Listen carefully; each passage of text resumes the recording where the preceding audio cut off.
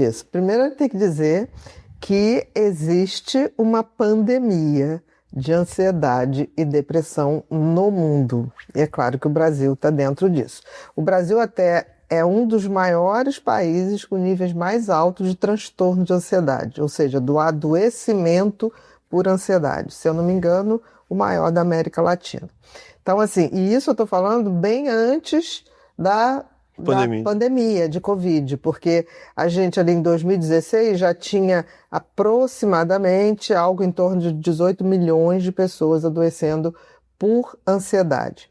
E tínhamos uma média de 11 milhões por depressão. É por causa de geração, excesso de informação? O que aconteceu lá em 2016 que começou a mudar? Que a vida mudou muito e, por incrível que pareça, teve um momento, agora eu acho que a coisa começa a ser revista, que você acelerar o ritmo, fazer muita coisa, era sinal de que você era uma pessoa bem-sucedida. Era como se desse um status. Você está sempre ocupado, você está sempre... Mas um workaholic que não era um workaholic feliz, era aquela coisa, não, ainda vou para 3 reuniões, eu vou não sei o quê, como se a pessoa estivesse carregando o mundo nas costas. Eu acho que isso era quase que você tinha vergonha de dizer que não estava fazendo muita coisa. Então eu acho que o nosso tempo vai ficar marcado na história da humanidade, porque uma hora a gente vira história, como o tempo mais ansioso da humanidade. E não é à toa que o excesso de ansiedade causa adoecimento. Por exemplo, o índice de depressão sobe quando sobe a ansiedade, porque vai acumulando, chega uma hora que o cérebro não aguenta. Porque a gente tem que entender que a ansiedade corresponde a um funcionamento cerebral que você não vive o aqui e agora. Você está sempre projetando para o futuro, mas projetando para o futuro de forma negativa. Toda ansiedade traz pensamentos negativos. Não tem como. A pessoa muito ansiosa, ela está sempre vendo o copo meio vazio, ela nunca está vendo o copo meio cheio. Então isso é uma tempestade anunciada. Se os meus pensamentos sempre vão para o lado negativo, eu vou me tornar uma pessoa exausta. Então, o excesso de ansiedade faz com que a bioquímica do organismo mude pelo eixo hipófise, né, pituitário, adrenal. Ou seja, você aumenta os níveis de cortisol e esse cortisol está sempre te preparando para uma guerra que não vai acontecer. Não provavelmente, da forma, né? Como acontecia quando a gente tinha que caçar lá atrás. Então, assim, todo mundo tem algum nível de ansiedade? Tem, porque faz parte do mecanismo mais primitivo do ser humano, que é o mecanismo da sobrevivência, que é o mecanismo do medo. Mas a questão é que quando isso se torna algo intenso e prolongado, isso vai adoecer. E a gente tem visto isso. E a tecnologia, eu me lembro que lá pelo final do século passado, década de 1990, a gente sonhava que a tecnologia ia trazer mais tranquilidade. Quando a gente começou a ter computador em casa, agora eu vou trabalhar menos. E a gente só foi trabalhar mais. Porque agora tem inteligência artificial. Agora a gente tem que alimentar Tem até um fenômeno das jornadas de trabalho ilimitadas agora, né? Que com o home office tem alimentado bastante isso, de que você não tem hora para pegar, não tem hora para largar, não tem final de semana. Parece que tanto os patrões, os líderes, gestores de empresa, né? Como fala assim, é um privilégio trabalhar de casa. As pessoas também estão achando que isso é um privilégio e estão se adoecendo mais a cada Sim, vez. Privilégio não, porque eu acho, por exemplo...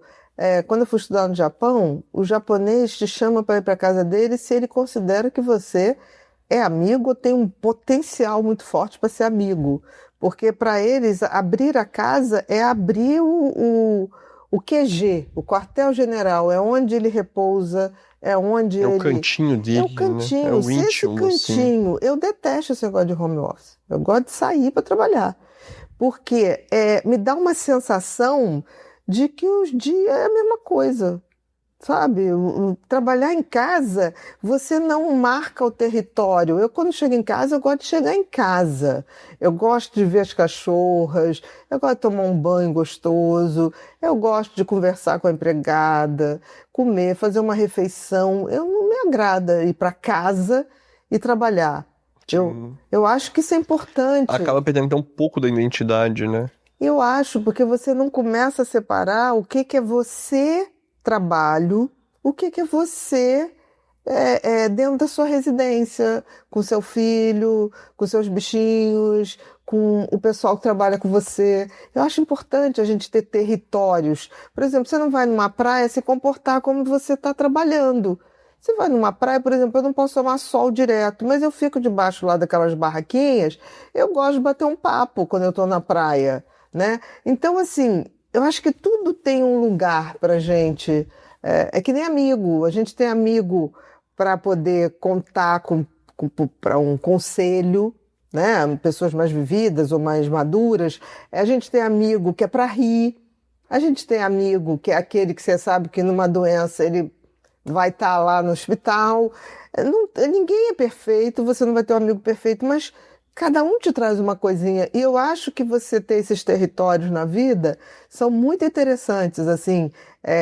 Por exemplo, eu tenho um comportamento, eu sou eu mesma, mas no trabalho eu tenho uma pegada, não perco o carinho, não perco a questão, mas eu tenho uma outra possibilidade. Quando eu vou visitar meus pais, que hoje papai está com 90, mamãe com 88, eu tenho um comportamento diferente. Eu acho que eu sou meio filha ainda. Eu chego lá, que legal, tem uma coisa de tipo assim, vamos fazer o cafezinho do jeito que a gente fazia. Tem sempre um biscoitinho, sabe? Para tomar um cafezinho. Você acha que essa falta de território e de limites, né? Até pra gente se colocar dentro de casa, pro trabalho, tá atrapalhando essa parte? Eu acho que tá atrapalhando tanto que a explosão do burnout é isso.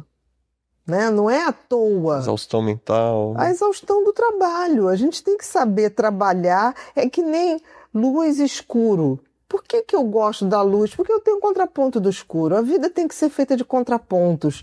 O que é a minha casa, né? O que é meu trabalho? O que é o papo com os amigos? O que é uma volta de bicicleta? Eu acho que a gente tem que ter essa energia dispersa para a gente ser um pouquinho de cada coisa. Porque senão você exaure, né? E como é que a gente faz pra gente conhecer esses lugares? Que igual, olha pra você ver que legal, você falou da bicicleta, da casa dos pais, da sua casa, do trabalho. Por exemplo, quando eu vou brincar com as crianças, né, com os meus sobrinhos netos, é outra batida, é outra coisa. É brincadeira, é ir pro chão, é quebra-cabeça, é joguinho, é quiz. Age yoga, né? Age yoga. Eu acho que a gente malha também para isso. Para poder ser feliz com as crianças da família, entendeu? Então, eu acho que isso também é uma coisa ruim que tem acontecido. A gente perdeu essa referência de ter vários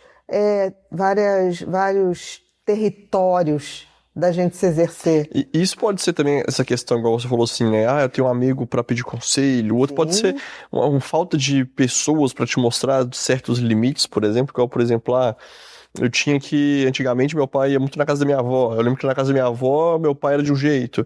Chegava em casa, com a minha mãe, ele era de outro jeito. Só que parece que com o tempo as pessoas não estão se conectando tanto por conta de internet, essas coisas. Será que pode ser por isso também ou não? Eu acho que está mudando. Eu acho que a tecnologia, voltando lá na questão da ansiedade, a tecnologia trouxe uma falsa ilusão de que a gente ia ter mais tempo. A gente não teve mais tempo. Não estamos mais juntos também. A gente acelerou. A gente está menos junto. A gente tem menos tempo para pensar coisas bobas até. Porque o ócio... Por exemplo, uma coisa que eu gosto muito é de tirar um dia para não fazer nada. Quando foi o seu último dia? Porque sempre tem coisa para essa mulher fazer, é incrível. Não, mas eu tenho. Não tem uns dias que eu sumo, que vocês falam assim, ué, cadê você? Desapareceu. Tem uns dias que eu me recolho e vou te dizer, eu saio deles sempre com alguma ideia nova. Meu Deus, vamos cortar esses dias a partir de hoje. Não vai ter mais dias de ócio. Não, mas eu acho que... Mas voltando, a tecnologia acho que acelerou a gente. Não é à toa que a gente fala, gente, já estamos não sei o quê, o ano acabou. É porque a gente está fazendo muito mais coisa, eu acho. Mas estamos fazendo muito mais coisas com menos profundidade. E como Isso é que você consegue tirar esse ócio, então, sem se culpar? Porque o que eu vejo muito é que... Até por mim, assim, quando a gente vai tirar um tempo, a gente fala, putz, a gente podia estar fazendo mais, a gente podia estar produzindo. Quando que isso entrou na nossa cabeça, assim, tão firme de, cara, eu tô devendo... Olha, pro mundo, tô devendo pros outros. eu acho que a idade traz uma coisa assim. Você tá jovem e você é bem da geração milênio, você tem essa coisa do super produtivo, é teu. Mas eu tenho tanta certeza que do meu ócio nascem coisas interessantes, porque olha só, você tem alguns modos operacionais do teu cérebro. Ele funciona normalmente no modo básico e no modo focado. O modo básico é aquele modo que a gente vai um pouquinho para dentro e se a gente estiver equilibrado, você não fica com aqueles pensamentos horrorosos. O ansioso não tem. É difícil para o ansioso tirar esse ócio criativo, porque ele fica pensando, devia fazer isso, devia fazer aquilo, não, amanhã, não sei o quê. Então pode ser que o fato da pessoa não ter o ócio criativo... Já é um sinal de ansiedade. Agora, quando eu me proponho a estar nesse modo padrão, é quando eu me proponho a esvaziar. E a coisa mais eficiente para mim, por exemplo, para ir para essa coisa, é a meditação a partir do meu batimento cardíaco. Que quando eu escrevi o Felicidade, eu escrevi um capítulo só para isso e botei ali exatamente o que eu faço, né? Nesse capítulo, a partir da pulsação. Por que da pulsação? Porque a gente começou a pulsar antes de respirar. Então, isso para mim é base. A vida começa na pulsação, né? Naquela fração de coração que vai pulsar para alimentar todos os outros tecidos que vão ser formados. Então, isso me agrada, no sentido de me focar onde a vida iniciou e sentir ela pulsando em mim. Então, esse tipo de coisa, eu hoje já treino tanto que eu sou capaz de fazer isso. Hoje eu fiz no intervalo que a gente teve aqui de gravação. Ou uma hora que a gente estava esperando para eu gravar alguma coisa, eu fiz ali a minha meditação, porque eu sei que o cérebro ele precisa ser, tá? Ser, que é esse movimento para dentro, essa hora que eu limpo os pensamentos e eu encontro ali quem eu sou. Eu sou essa coisa que pulsa. Eu sou a vida pulsando em mim. Isso é minha essência. E aquele modo focado. Quando eu tenho o ser e o fazer, imagina to be e to do, né? Ser e fazer. São os dois básicos. Eu tenho que ser para poder fazer. Concorda? Entendi. Então, quando eu estou aqui Se você fazendo, não fazendo, como fazendo, vai fazer, não? o que abastece o meu fazer? Quem eu sou. Então, quando eu vou para esse modo onde eu sou, e essa hora que eu limpo a mente de pensamentos totalmente, porque ali eu sou. Eu não sou meus pensamentos. Você não é seus pensamentos. Isso é um grande erro. Você é a consciência que observa esses pensamentos e julga esses pensamentos. Eu falo assim, opa. E você fala assim, nossa, quanto pensamento horroroso. E esse pensamento horroroso, ele vem também pode ser um toque ou ele é mais do ansioso, assim? Ou é uma coisa normal que todo mundo tem? Mas você acabou de falar variante da ansiedade. O ansioso, o nosso modo padrão, se você não governa ele tende a ter pensamentos ansiosos, que são pensamentos de medo, que são pensamentos que primitivamente o cérebro sempre teve para quê? Para sobreviver. Aí já venceria o pânico quase, assim, esse medo? Pânico é uma forma de adoecimento da ansiedade. Como o toque também é uma forma de adoecimento da ansiedade. Adoecer de ansiedade é a coisa mais humana que existe. Por quê? Porque a gente tem um circuito cerebral, que é o circuito do medo, que protege a gente desde que a gente está na face da Terra.